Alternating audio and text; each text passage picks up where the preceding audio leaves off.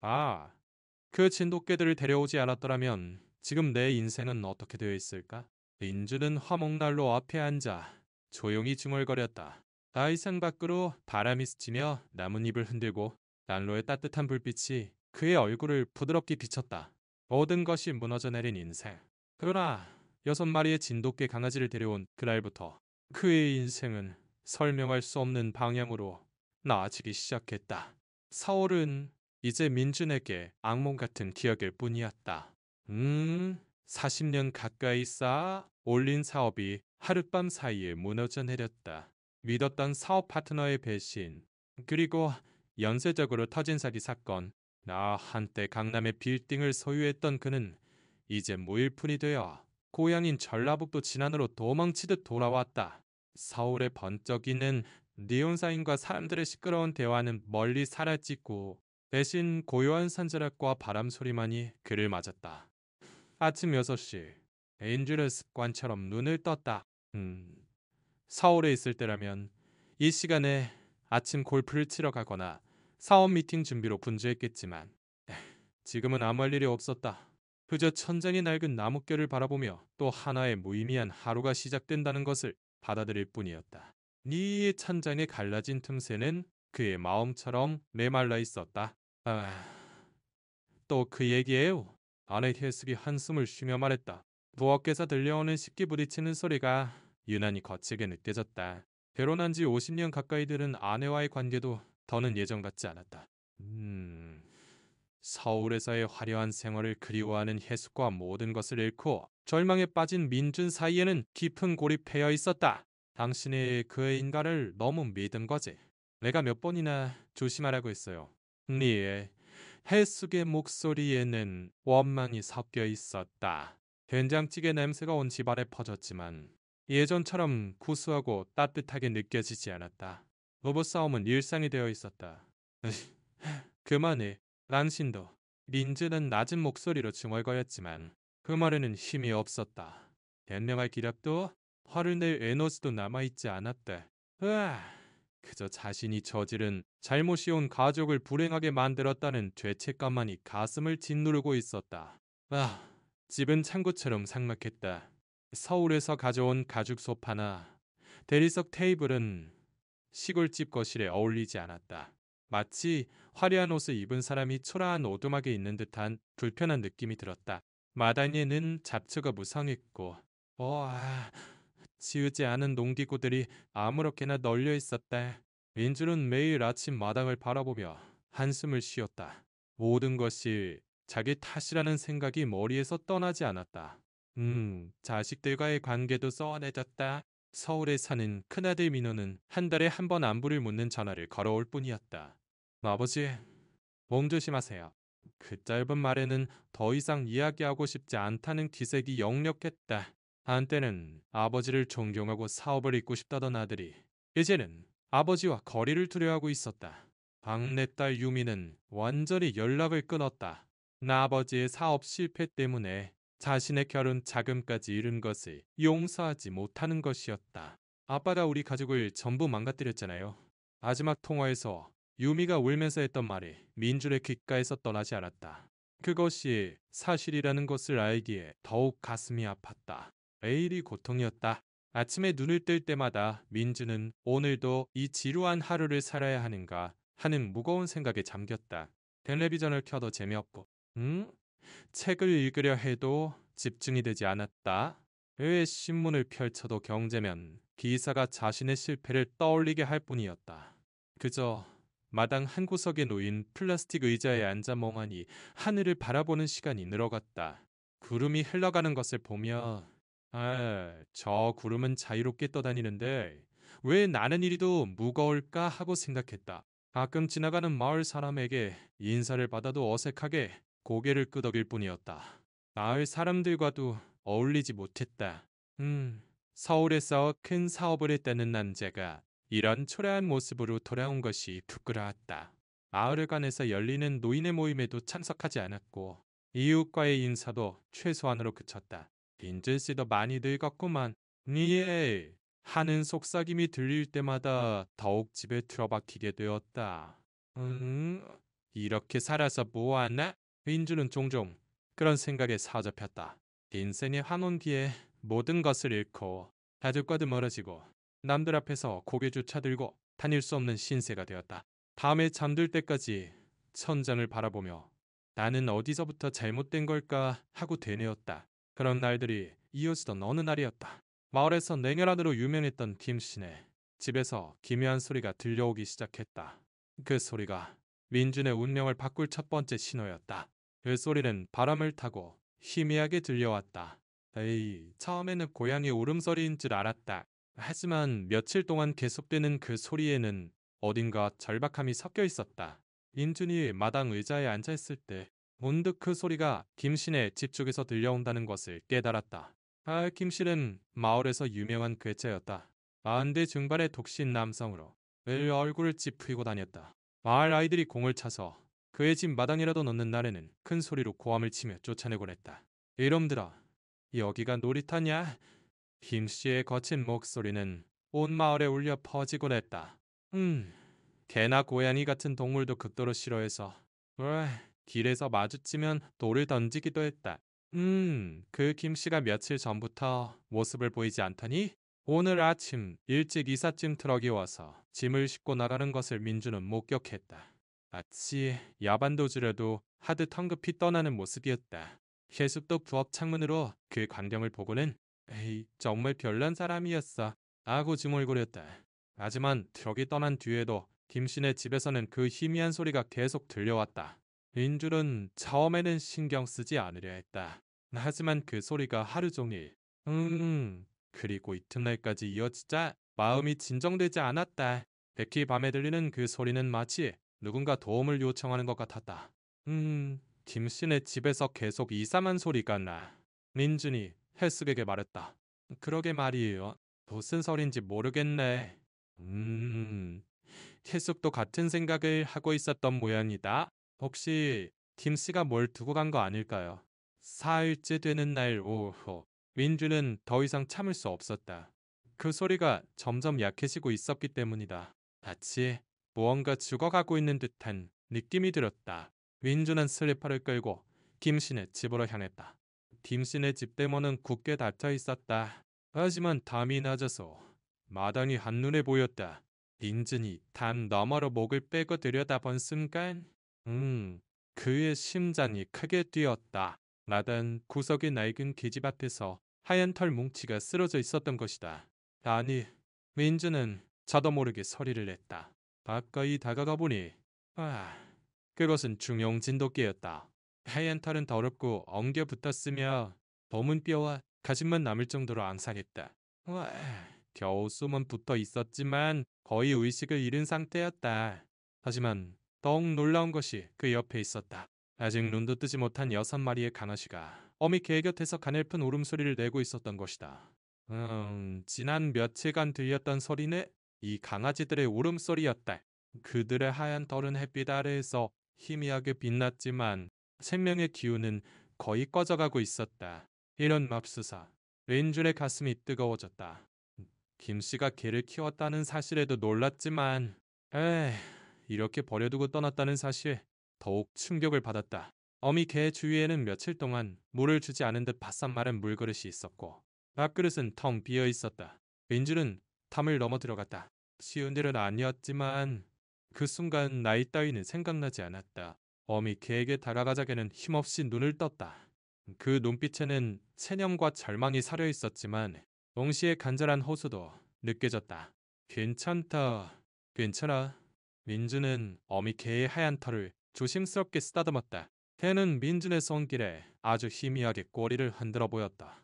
그 미묘한 움직임이 민준의 마음을 더욱 아프게 했다. 강아지들은 어미의 젖을 찾으려고 필사적이었지만 어미 개는 이미 기력이 다해 있었다. 며칠 동안 제대로 먹지 못했으니 젖이 나올 리 없었다. 강아지들의 울음소리는 점점 약해지고 있었다. 그들의 하얀 털은 더러워진 마당 위에서 더욱 처연해 보였다. 민주는 한동안 그 자리에 망연히 서 있었다. 이대로 외면하고 떠날 수는 없었다. 하지만 집에 데려가면 해숙이 어떻게 반응할지 걱정이었다. 가뜩이나 부부 사이가 좋지 않은데 7마리나 되는 개를 데려가면 큰 싸움이 날 것이 불보듯 뻔했다. 하지만 어미 개가 다시 민준을 바라보는 순간 모든 고민이 사라졌다. 그 눈빛에는 마지막 희망을 맡긴다는 절실함이 담겨 있었다. 민준은 자신도 모르게 결심을 굳혔다. 그래, 너희들을 데려가마. 민준이 어미 개에게 말했다. 개는 마치 그 말을 알아들은 듯 안도의 한숨을 쉬는 것 같았다. 민준은 우선 집으로 달려가 큰 종이 상자와 수건을 가져왔다. 어미 개를 조심스럽게 상자에 넣고 강아지들도 한 마리씩 어미 곁에 모아주었다. 상자는 무거웠지만 민준은 힘을 쥐어짜 집까지 옮겼다. 이게 다 뭐예요? 머릿속이 현관 앞에서 기다렸다는 듯이 소리쳤다. 아웅신, 제정신이에요. 왜 개 같은 걸 데려와요? 김씨가 버리고 갔어. 이대로 두면 다치고. 린준의 목소리에는 확신이 서려 있었다. 그렇다고 7마리나 어떻게 키워요? 지금 우리 형편에 그럴 여유가 있어요? 해숙의 목소리가 높아졌다. 새 주인을 찾을 때까지만이라도 괜찮아. 제발. 민주는 필사적으로 부탁했다. 어미는 이제 죽기 직전이야. 며칠이라도 살려두면 새끼들이라도 살 수 있을지 몰라. 해숙은 한동안 상자 속의 개들을 내려다보았다. 어미 개의 하얀 털이 비록 더럽고 엉켜 있었지만 그 눈빛에서 생명을 향한 간절함이 느껴졌다. 분노보다는 치근한 마음이 앞섰다. 정말 새 주인 찾아줄 거죠? 그럼 약속하지. 린주는 고개를 끄덕였다. 이렇게 진돗개 가족은 린준의 집에 머물게 되었다. 그날 밤 린주는 어미 개에게 따뜻한 우유와 죽을 먹였다. 개는 조금씩 기운을 차리기 시작했고 강아지들도 어미 개의 품속에서 편안히 잠들었다. 린주는 그 모습을 보며 오랜만에 마음이 따뜻해지는 것을 느꼈다. 하얀 털을 가진 강아지들이 어미 곁에서 꿈틀대는 모습은 마치 작은 눈송이들이 바람에 흩날리는 듯했다. 에이, 진돗개 가족이 집에 온 전날 밤 린주는 거의 잠을 이루지 못했다. 강아지들이 가끔 내는 작은 울음소리와 어미 개의 거친 숨소리가 신경 쓰였기 때문이다. 몇 번이나 일어나 마당으로 나가 그들의 상태를 확인했다. 어미 개는 민준이 마련해준 따뜻한 담요 위에서 강아지들을 돌보고 있었다. 조금은 나아진 것 같구나.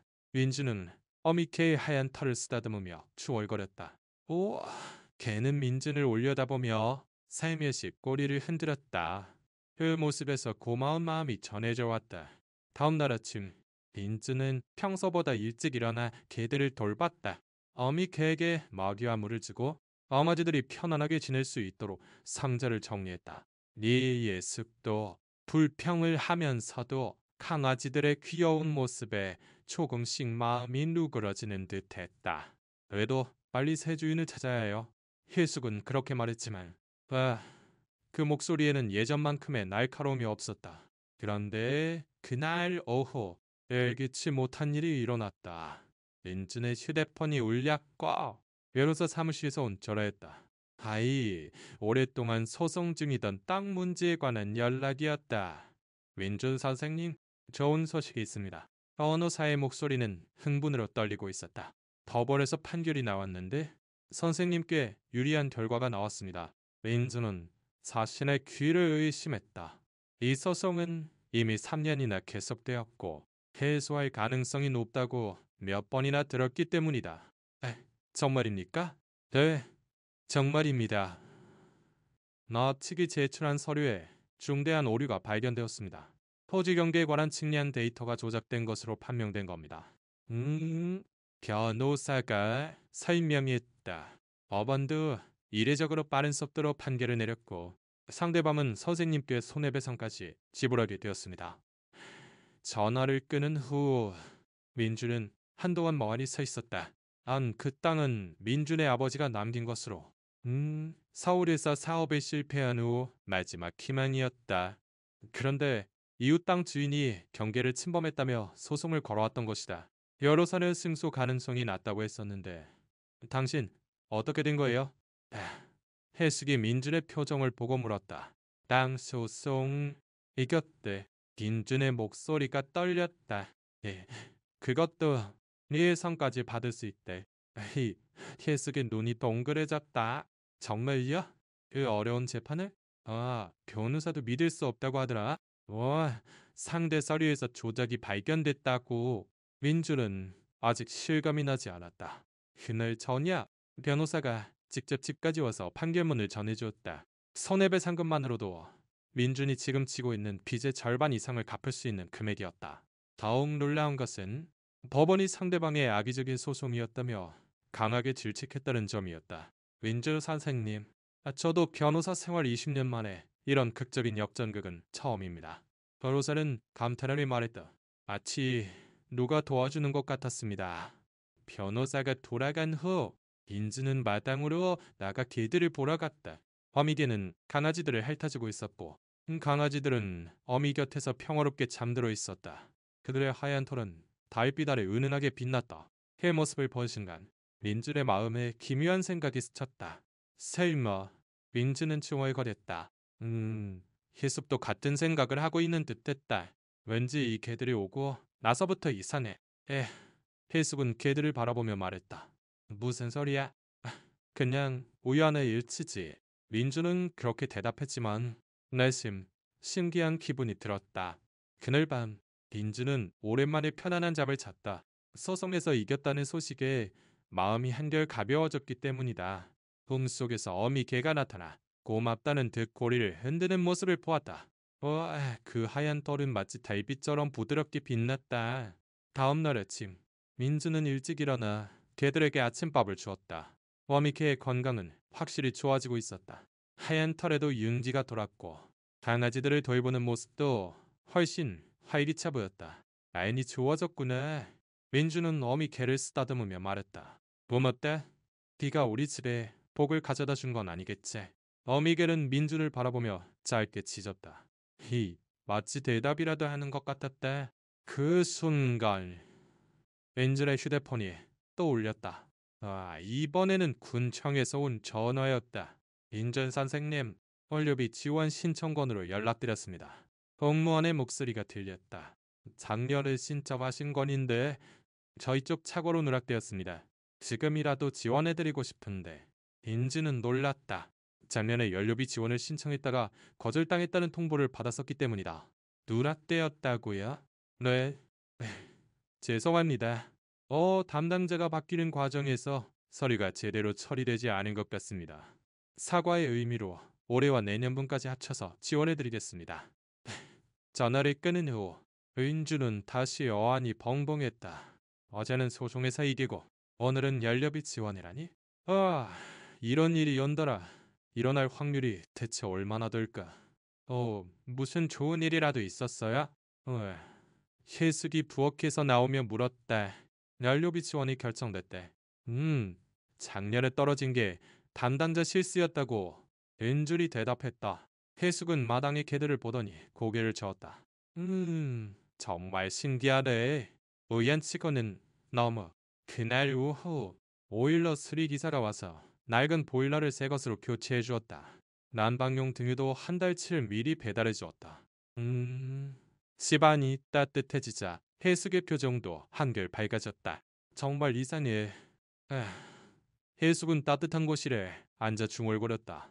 이 개들이 정말 복을 가져다 준 걸까? 민준도 점점 그렇게 생각하게 되었다. 하지만 동시에 설마 그럴 리가 하는 이성적인 생각도 있었다. 네, 그저 우연의 일치라고 자신에게 되뇌었다.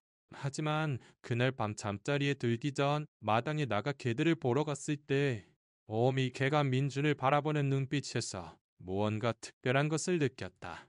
하얀 털은 달빛 아래 신비롭게 빛났고 마치 아직 시작에 불과해라고 말하는 것 같았다. 그 후로 신기한 일들이 연달아 일어나기 시작했다. 마치 막혀있던 물길이 터진 것처럼 민준에게는 좋은 소식이 계속해서 날아들었다. 처음에는 우연이라고 생각했지만 점점 더 기묘한 일들이 일어나자 민준과 해숙은 서로 얼굴을 마주보며 고개를 갸웃거릴 수밖에 없었다. 진돗개 가족이 온 지 일주일이 지난 어느 날 오후 민준은 마당에서 빨래를 널고 있었다. 어미개는 이제 완전히 기운을 차리고 강아지들과 함께 마당을 거닐고 있었다. 강아지들도 눈을 뜨고 아장아장 걷기 시작했다. 그들의 하얀 털은 햇살 아래 반짝이며 생기를 띠었다. 그 모습을 보고 있는 것만으로도 민준의 마음은 따뜻해졌다. 그때 현관 앞에 승용차 한 대가 멈춰 섰다. 에이, 차에서 내린 사람을 보고 민준은 깜짝 놀랐다.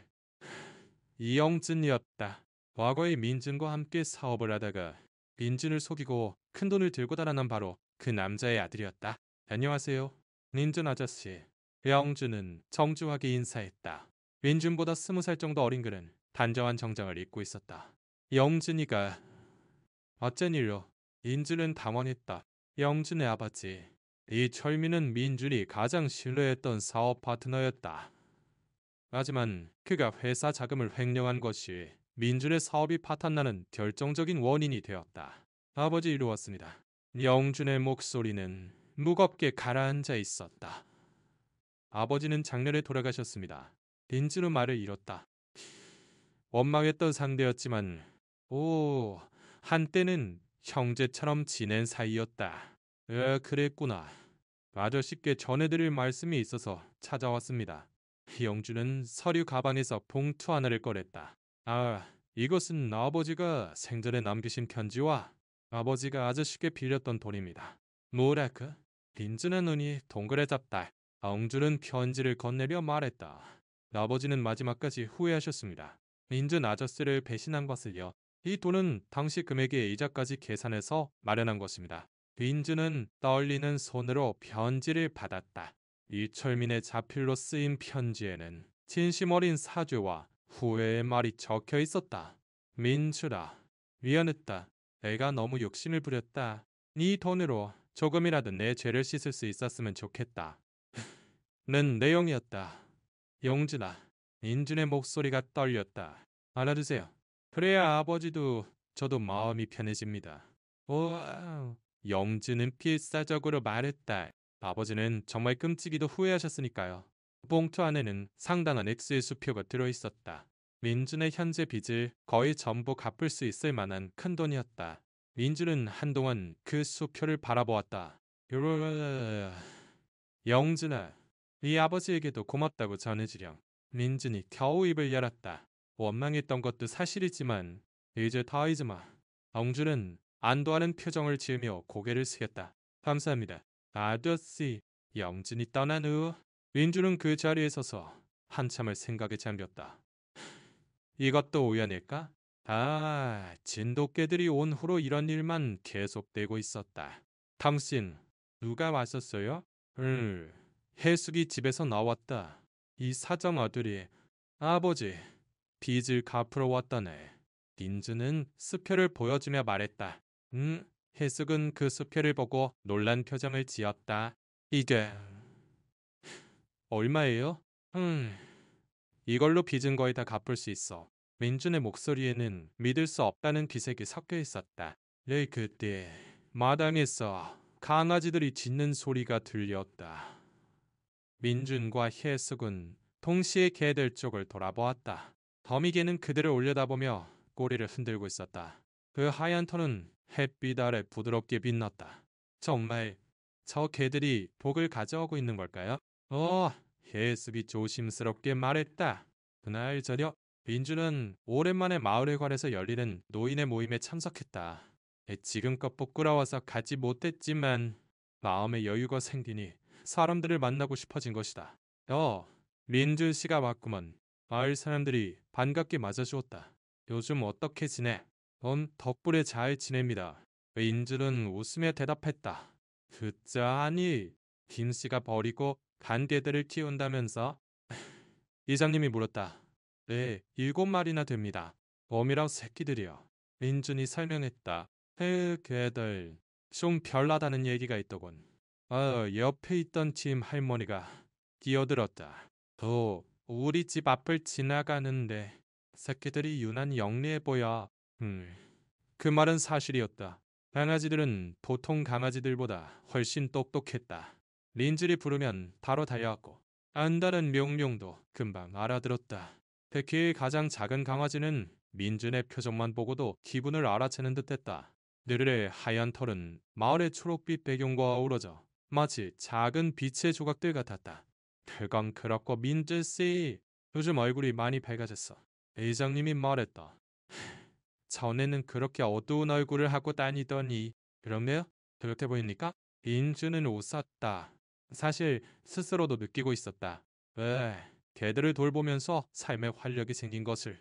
모임이 끝나고 집으로 돌아오는 길. 하, 민지는 밤하늘의 별을 올려다보았다. 오랜만에 마음이 평온했다.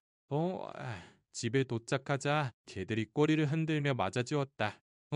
착하게 잘 있었냐? 민주는 어미 개의 하얀 털을 쓰다듬으며 말했다. 없다. 너희들 덕분에 내 인생이 바뀌고 있는 것 같다. 어미 개는 민주를 바라보며 작게 짖었다. 마치 더 대단한 일이 일어날 거예요. 라고 말하는 것 같았다. 그날 밤 민주는 오랜만에 깊은 잠에 빠졌다. 꿈속에서 진돗개들이 하늘을 나는 모습을 보았다. 그들의 하얀 털은 구름처럼 부드러워 보였고 그 눈동자는 별처럼 빛나고 있었다. 봄에서 깬 민주는 신기하게도 마음이 따뜻했다. 다음 날 아침 또 다른 기적이 기다리고 있었다. 민준의 휴대폰으로 은행에서 전화가 걸려온 것이다. 아마케 잊고 있던 정기예금이 만기가 되었다는 연락이었다. 민준 자신도 잊고 있던 예금이었는데 복리로 계산하니 꽤 큰 돈이 되어 있었다. 이젠 믿을 수밖에 없겠네. 혜숙이 말했다.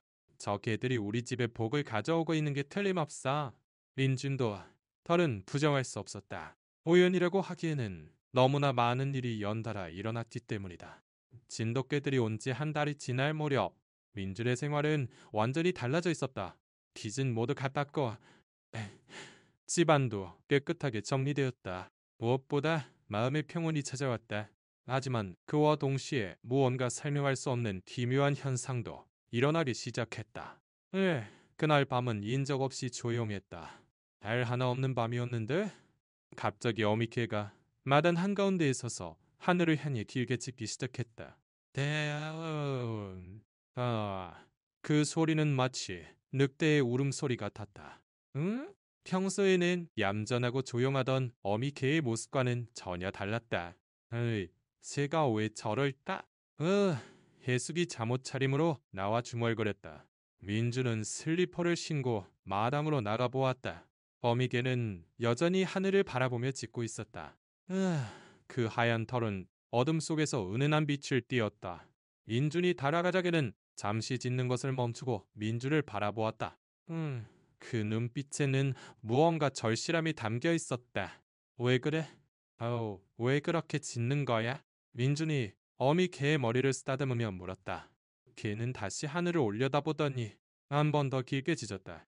그리고 조용해졌다. 강아지들은 어미의 울음소리에 잠이 깨어 불안한 듯 어미 주위를 맴돌았다. 그들의 하얀 털은 밤바람에 흔들리며 작게 반짝였다. 다음 날 마을은 발칵 뒤집혔다. 마을에서 10년 넘게 감춰져 있던 부동산 비리 사건이 갑자기 폭로된 것이다. 지역개발업자와 공무원이 결탁해 농지를 불법으로 택지로 변경하고 그 과정에서 마을 사람들을 속여 헐값에 땅을 사들였다는 내용이었다. 이런 일이 있었다니. 민준은 신문을 보고 놀랐다. 그 업자는 민준에게도 몇 번이나 땅을 팔려고 제안해왔던 곳이었다. 다행히 민준은 거절했었다. 더욱 놀라운 것은 그 비리가 발각된 경이었다.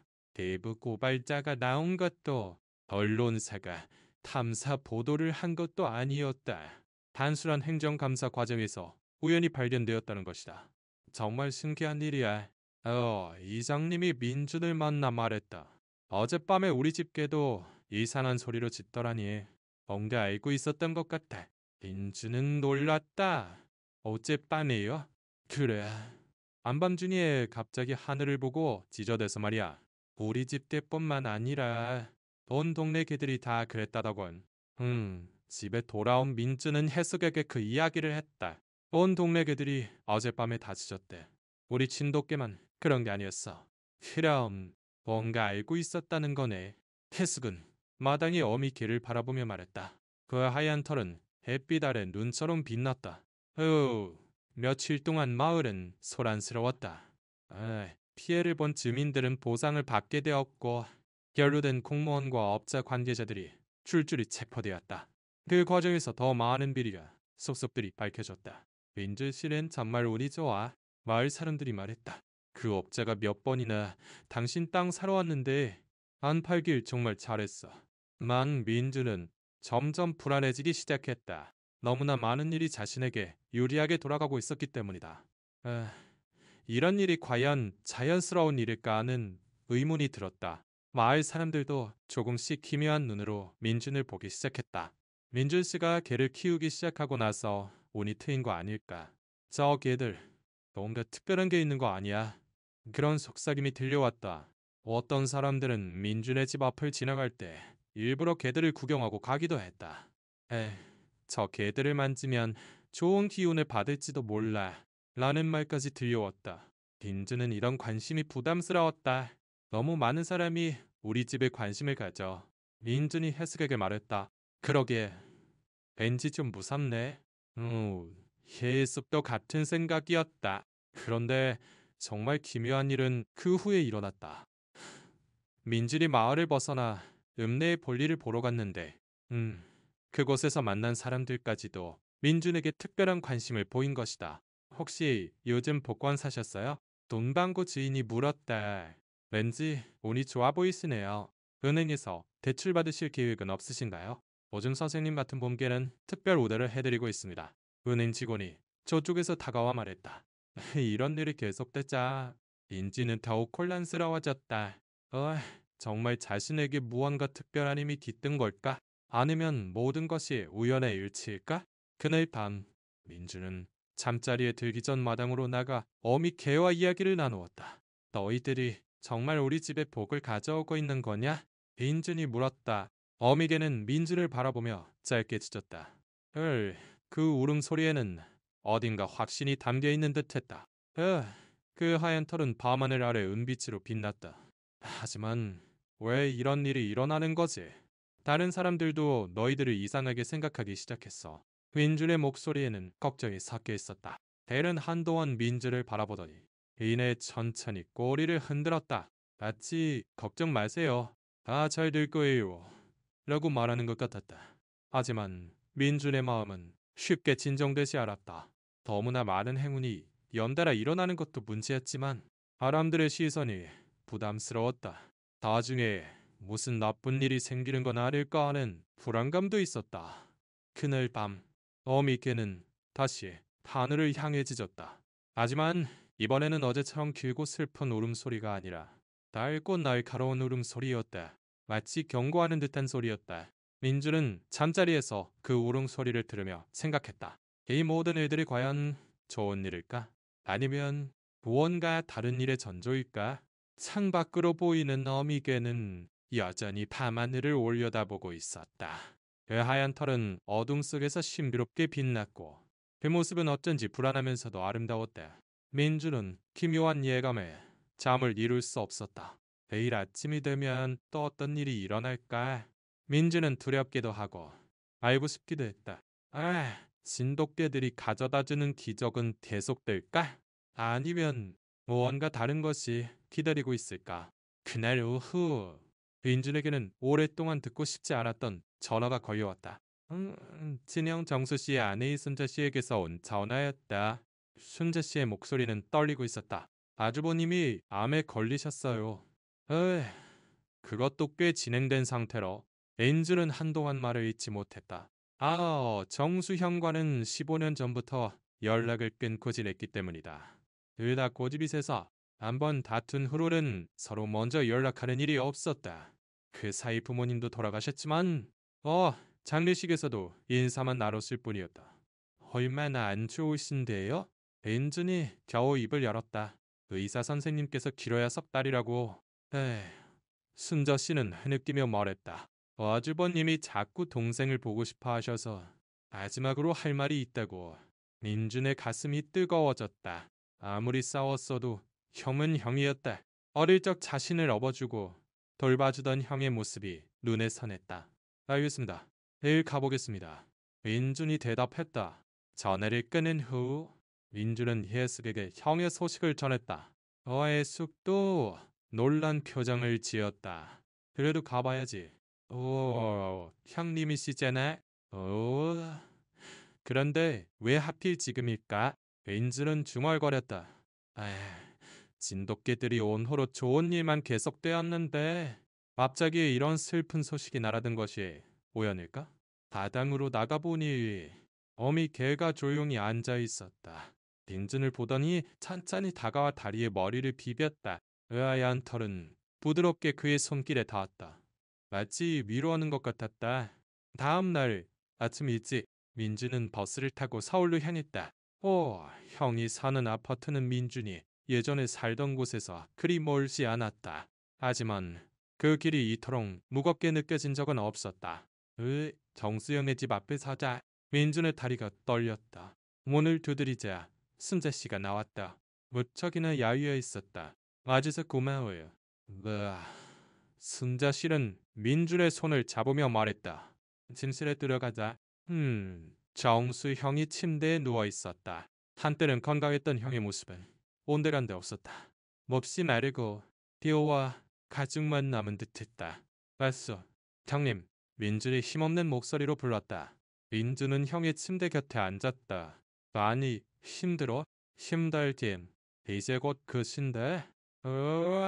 정수는 힘없이 웃었다. 민준아, 너한테 할 말이 있어서 불렀다. 민준은 형의 말을 기다렸다. 버수는 한동안 천장을 바라보다가 이내 입을 열었다. 네가 서울에서 사업에 실패했을 때 말이야. 그때 너를 파멸시킨 그 자식. 사실은 내가 뒤에서 조종한 거였다. 민주는 자신의 키를 의심했다. 너라고. 이 철민이가 네 돈을 가로챈 건 내가 시킨 짓이었어. 정수의 눈에서 눈물이 흘렀다. 질투가 났었다. 너만 잘 나가고 너만 성공하고 나는 늘 형이라는 이유만으로 참아야 했고. 민주는 머릿속이 하얘졌다. 가장 믿었던 사업 파트너의 배신 뒤에 친형이 있었다니. 형님, 왜 그런 짓을? 민준의 목소리가 떨렸다. 미안했다. 민준아, 정말 미안했다. 너의 수는 울음을 터뜨렸다. 죽기 전에 이 말만큼은 꼭 하고 싶었다. 너한테 너무 미안해서 밤에 잠도 제대로 못 잤어. 민준은 한동안 아무 말도 하지 못했다. 분노가 치밀어 올랐지만 동시에 형의 비참한 모습을 보니 마음이 복잡했다. 왜? 왜 그런 짓을 했어? 형님, 민주는 겨우 물었다. 어릴 때부터 너는 머리도 좋고 인망도 있었잖아. 부모님도 너만 예뻐하셨고. 안주는 떨리는 목소리로 말했다. 나는 형이라는 이유만으로 항상 참아야 했고 양보해야 했고 그게 견딜 수 없이 싫었다. 그래도 형님, 민주는 분노를 억누를 수 없었다. 아르, 변명할 여지도 없어. 정수는 얼굴을 돌렸다. 나 때문에 네 가족이 얼마나 고생했는지. 정말 미안했다. 그날 민주는 형과 오랜 시간 이야기를 나눴다. 어린 시절의 추억, 서로에 대한 오해, 그리고 쌓이고 쌓인 원망, 모든 것을 털어놓았다. 용서해달라고는 안 해. 용서받을 자격도 없으니까. 정수가 말했다. 그저 사과하고 싶었다. 민주는 집으로 돌아오는 버스 안에서 내내 생각에 잠겼다. 형에 대한 분노와 연민이 교차했다. 하지만 집에 도착해 마당으로 나오자 가장 작은 진돗개 강아지가 민준에게 달려와 다리에 얼굴을 비볐다. 나 하얀 털은 따뜻한 햇살 아래 부드럽게 빛났다. 그 순간 민준의 마음에 평온이 찾아왔다. 마치 그 작은 강아지가 이젠 용서해 주세요라고 말하는 것 같았다. 당신 어땠어요? 혜숙이 물었다. 형님, 많이 쇠약해졌더라. 민준이 대답했다. 그런데 놀라운 얘기를 들었어.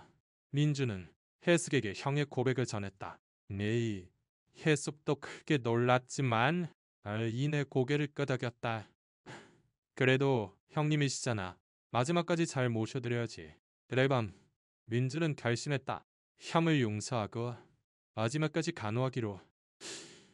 어미 개가 민준을 바라보는 눈빛에서 격려를 느꼈다. 그 하얀 털은 달빛 아래 마치 은비 단계처럼 보였다. 다음 날부터 민주는 매일 서울로 형을 간호하러 다녔다. 형은 날마다 쇠약해졌지만 민준이 와주는 것을 진심으로 고마워했다. 민준아, 너 같은 동생을 둔 게 내 평생 최고의 행복이었다. 종수는 어느 날 말했다. 형님도 나한테는 세상에 단 하나뿐인 형님이야. 민준이 대답했다. 엔다르, 정수는 민준의 손을 잡고 평안히 숨을 거두었다. 마지막 순간까지 민준에게 고맙다는 말을 전했다. 안내를 마치고 집에 돌아온 민준은 마당의 진돗개들을 보며 생각했다. 만약 진돗개들이 오지 않았다면, 형의 마지막을 이렇게 평온하게 보내드릴 수 있었을까? 진돗개들이 준 마음의 평안이 이 형을 용서하는 것을 가능하게 해준 것이 아닐까? 어미개는 민준의 곁에 와 조용히 앉았다. 그 하얀 털의 따뜻한 존재감이 민준의 슬픔을 위로해 주었다. 향의 장례를 마친 후 민준은 며칠 동안 깊은 사색에 잠겼다. 이 인생이란 얼마나 더섭는 것인가 생각했다. 형과의 오랜 반목도 서로에 대한 원망도 결국 죽음 앞에서는 의미가 없었다. 하지만 동시에 마지막에 화해할 수 있어서 다행이라는 생각도 들었다. 어울이 깊어지면서 날씨는 더욱 추워졌다. 된독개들은 민준이 만들어준 따뜻한 보금자리에서 겨울을 나고 있었다. 강아지들은 이제 완전히 자라 각자의 개성도 뚜렷하게 나타났다. 가장 큰 녀석은 용감하고 활발했다. 둘째는 조용하지만 영리했다. 셋째와 넷째는 늘 붙어 다니는 것을 좋아했고, 다섯째는 호기심이 왕성했다. 그리고 막내는 민준을 가장 잘 따랐다. 그들의 하얀 털은 겨울 햇살 아래 눈처럼 반짝였다. 이제 슬슬 새 주인을 찾아줘야겠네. 해숙이 강아지들을 보며 말했다. 처음에는 빨리 보내려 했지만 이제는 정이 들어 헤어지는 것이 서운했다. 해야지. 이제 이렇게나 컸으니까. 빈진도 같은 마음이었다. 이 아이들과 보낸 시간이 자신의 인생에 얼마나 큰 변화를 가져왔는지 실감하고 있었기 때문이다. 그런데 어느 날부터 어미 개의 상태가 이상해지기 시작했다. 평소보다 밥을 잘 먹지 않았고 강아지들 곁을 떠나려 하지 않았다. 마치 무언가를 걱정하는 듯했다. 왜 그러니? 민주는 어미 개를 쓰다듬으며 걱정했다. 수의사를 불러 진찰받게 했지만 특별한 이상은 없다고 했다. 다만 노견이라 주위에서 돌보라는 말을 들었다. 어미 개의 정확한 나이는 알 수 없었지만 하얀 털의 상태나 이빨을 보면 상당한 노령견인 듯했다. 아마 김씨가 키울 때부터 늙은 개였을 겁니다. 수의사가 말했다. 새끼를 낳고 기르느라 많이 무리했을 수도 있고요. 그날 밤 민주는 어미 개의 곁에 앉아 오랫동안 말을 걸었다. 고생 많았다. 김씨한테 학대도 당하고 새끼들 키우느라 힘들었지. 민주는 어미 개의 하얀 털을 부드럽게 쓰다듬으며 말했다. 어미 개는 민준을 바라보며 조용히 꼬리를 흔들었다. 그 눈빛에는 깊은 감사와 평온함이 깃들어 있었다. 너희 덕분에 내 인생이 완전히 바뀌었어. 정말 고맙다. 민준의 목소리가 떨렸다. 앞으로 우리 같이 오래오래 살자. 어미개는 민준의 손을 살며시 핥았다. 마치 걱정 마세요라고 말하는 듯했다. 하지만 며칠 후 어미개의 상태는 더욱 나빠졌다. 아예 움직이지 못했고 물도 잘 마시지 않았다. 강아지들은 어미개의 주위를 맴돌며 불안해했다. 그들의 하얀 털은 어미의 곁에서 더욱 애처롭게 빛났다. 다시 수의사 선생님을 불러야겠어요. 해숙이 걱정스럽게 말했다. 만 수의사가 오기 전에 그 순간은 찾아왔다. 따뜻한 어느 봄날 오후였다. 겨울이 지나고 봄이 오자 마당에는 개나리꽃이 피기 시작했다. 따스한 햇살이 마당을 비추고 있었다. 윈주는 마당에서 빨래를 널고 있었다. 어미개는 평소처럼 강아지들과 함께 햇볕을 쬐고 있었다. 그런데 갑자기 어미개가 힘없이 옆으로 쓰러졌다. 이 녀석아. 빈준이 황급히 달려갔다. 어미개는 강아지들을 한 번씩 돌아보더니 빈준을 올려다보았다. 그 눈빛에는 작별 인사가 담겨 있었다. 안 돼, 안 돼. 민즈는 어미 키를 안아 올렸다. 하지만 어미 개의 숨은 이미 끊어지기 직전이었다. 마지막 순간 어미 개는 민준을 바라보며 아주 작게 꼬리를 흔들었다. 하얀 털은 햇살 아래 마지막으로 반짝였다. 그리고 조용히 눈을 감았다. 아치, 고맙습니다. 이제 걱정 마세요. 라고 말하는 것 같았다. 민준의 눈에서 눈물이 터져 나왔다. 아이슈야. 또 달려와 어미개를 보더니 울음을 터뜨렸다. 강아지들은 어미가 움직이지 않자 자꾸만 깨우려 했지만 어미는 더 이상 반응이 없었다. 강아지들의 슬픈 울음소리가 마당에 울려 퍼졌다. 그들의 하얀 털은 슬픔 속에서도 햇빛을 받아 부드럽게 빛났다. 민준과 해숙은 어미개를 마당 한 구석 나무 아래 정성껏 묻어주었다.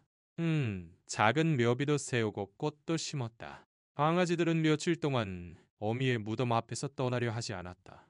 그날 밤 민준은 쉽게 잠들지 못했다. 어미 개와 함께한 날들이 계속해서 떠올랐다. 처음 김신혜 집에서 발견했을 때의 절망적인 모습, 점점 기운을 차려가던 모습, 강아지들을 돌보던 따뜻한 모습. 그런데 잠들기 직전 신기한 꿈을 꾸었다. 어미 개가 나타나 꼬리를 흔들며 웃고 있었다. 그 하얀 털은 살아있을 때보다 훨씬 밝고 건강해 보였다. 꿈속에서 어미 개가 말했다.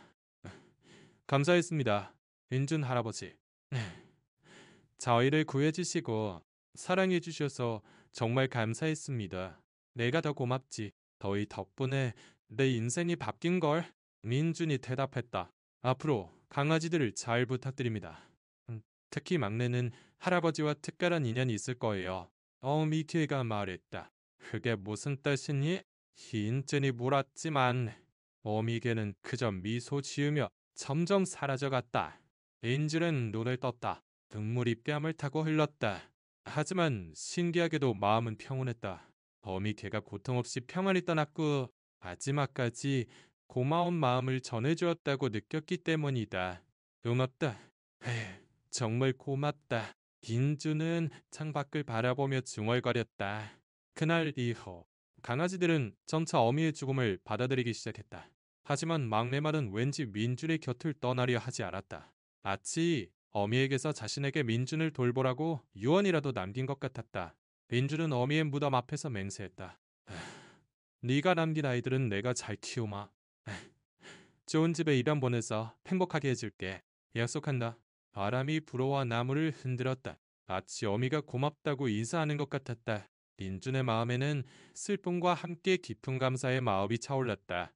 어미 개가 떠난 지 한 달이 지나고 민준은 강아지들의 새 주인을 찾아주기 시작했다. 처음에는 가슴이 아팠지만 어미 개와의 약속을 지켜야 한다는 생각이 있었다. 게다가 강아지들도 이제 충분히 자라 독립할 수 있는 상태였다. 정말 보내는 거예요? 희숙이 서운한 듯 말했다. 강아지들과 보낸 시간은 무엇과도 바꿀 수 없는 것이었기 때문이다. 어미랑 약속했잖아. 좋은 집에 가서 행복하게 살도록 해주겠다고. 민준이 대답했다. 하지만 그의 목소리에도 쓸쓸함이 묻어났다. 가장 먼저 떠난 것은 제일 큰 강아지였다.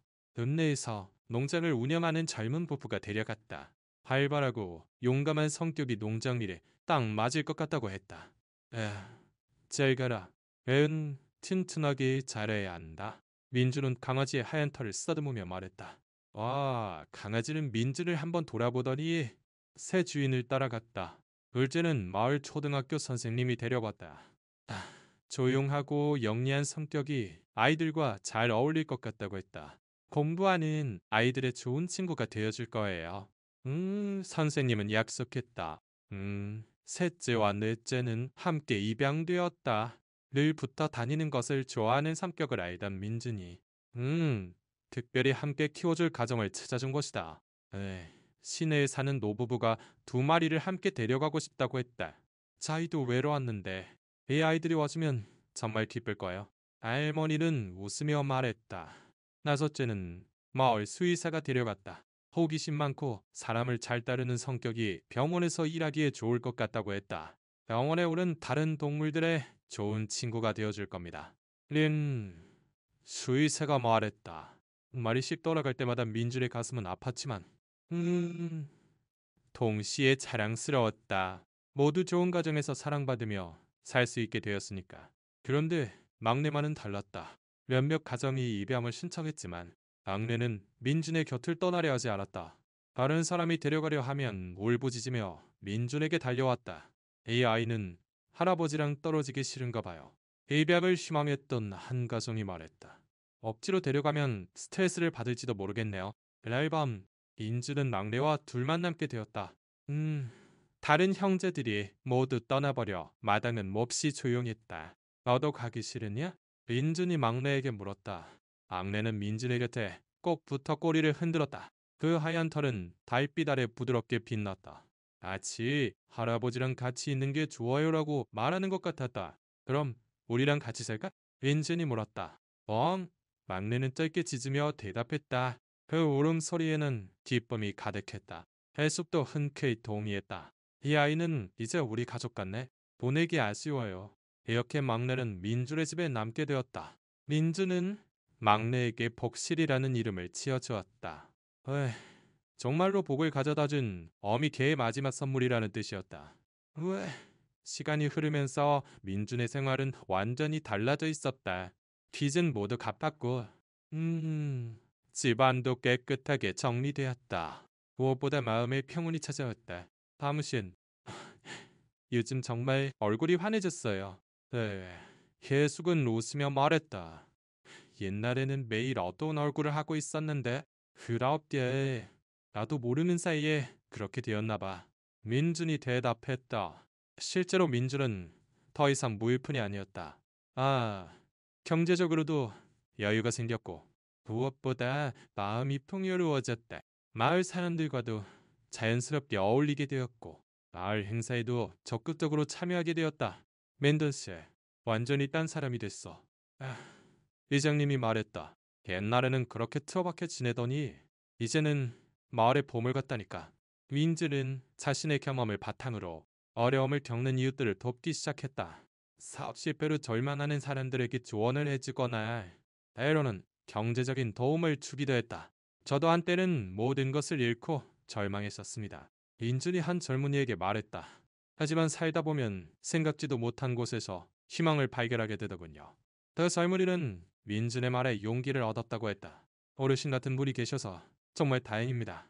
옥실이는 민준의 그런 활동을 늘 곁에서 지켜보았다. 그 하얀 털은 햇빛 아래 반짝이며 마치 어미에게서 받은 임무를 수행하는 것처럼 옥실이의 눈빛에는 자랑스러움이 깃들어 있었다. 어느 날 저녁, 민준은 복실이와 함께 어미 개의 무덤을 찾았다. 무덤 위에는 민준이 심은 꽃이 예쁘게 피어 있었다. 에이, 고맙다. 민준은 무덤 앞에 앉아 말했다. 너희 덕분에 나는 새로운 인생을 살게 되었어. 이제는 나도 다른 사람들에게 희망을 줄 수 있는 사람이 된 것 같구나. 복실이는 무덤 앞에 앉아 조용히 어미를 그리워하는 듯했다. 그 하얀 털은 바람에 부드럽게 흔들렸다. 그 모습을 보는 민준의 마음도 따뜻해졌다. 앞으로도 같이 좋은 일 많이 하자꾸나. 민준은 복실이의 머리를 쓰다듬으며 말했다. 멍! 복실이는 힘차게 대답했다. 그날 밤 민준은 오랜만에 깊은 잠에 빠졌다. 꿈속에서 어미 개와 다른 강아지들이 모두 행복한 모습으로 나타났다. 모두 건강하고 더 즐거워 보였다. 그들의 하얀 털은 마치 구름처럼 부드럽게 빛났다. 꿈속에서 어미 개가 말했다. 감사했습니다. 민준 할아버지. 저희와의 약속을 지켜주셔서 정말 감사합니다. 걔가 더 고맙지. 너희가 내 인생을 구해준걸? 민준이 대답했다. 이제 할아버지의 진짜 인생이 시작될 거예요. 옥시리와 함께 행복하게 사세요. 어미개는 웃으며 말했다. 봄에서 깬 민준은 창밖을 내다보았다. 동쪽 하늘이 밝아오고 있었다. 새로운 하루가 시작되려 하고 있었다. 옥시리는 민준의 곁에서 평안히 잠들어 있었다. 그 하얀 털은 새벽빛에 은은하게 빛났다. 그 모습을 보는 민준의 눈빛은 이전보다 훨씬 부드럽고 빛나고 있었다. 인생이 아무리 무너져 내려도 다시 꽃피울 기적은 존재하는구나. 민준은 중얼거렸다. 그리고 때로는 그 기적은 작고 하얀 발바닥에서부터 시작되는 법이다. 윈즈는 자리에서 일어나 폭시리와 함께 마당으로 나갔다. 새벽 공기는 상쾌했고 새들의 지저김이 들려왔다. 모든 것이 새롭게 시작되는 아침이었다. 그의 새로운 인생도 이제 막 시작된 것이었다. 복시리와 함께 사랑과 희망으로 가득한 인생을 살아갈 준비가 그에게는 되어 있었다.